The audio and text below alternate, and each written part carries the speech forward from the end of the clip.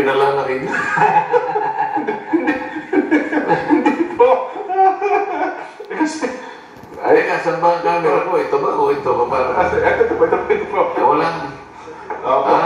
Yan. Oh, sige. Mamaya po pag mga may greetings, yung lalo yung bayad na po, doon Ay, pagka-greetings eh, kinakailangan mag-skip na ikaw ba't dito ko pupunta? Ayan, doon pala doon.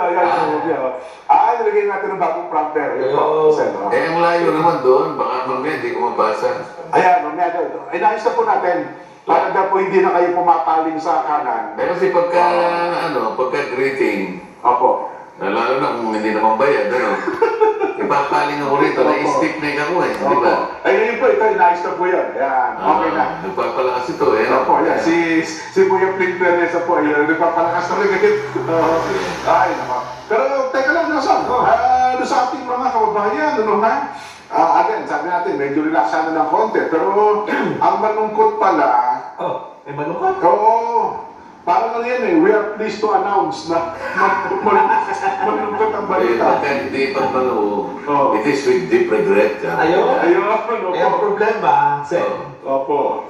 Siguro napanood nyo naman. Pero nga, hindi ko alam eh. Ano ba? Yung kasi yung masayang ibinabalita ni Yusek Claire Castro noong isang araw, na pinalitan na yung PCO Secretary. Ang kanyang script na binabasa ay we are pleased to announce, pero parang ano po, masyado ang kalungkutan sa kanyang mukha, napansin lang po ng ating mga kababayan. Kaya dapat daw po, hindi yung kundi yun nga, medyo malungkot dapat kung hindi pala masaya yung kanyang binabalita.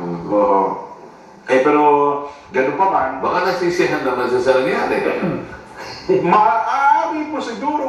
Yung kasiyahan niya ay hindi naman nakita sa kanya pagmukha. Yun nga po. Yun nga po ang napuna ng marami. May plastic, ano?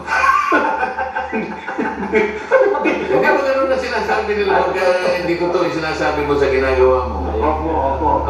Plastic ka nila, di ba? Opo. Ano ba yung sinasabi?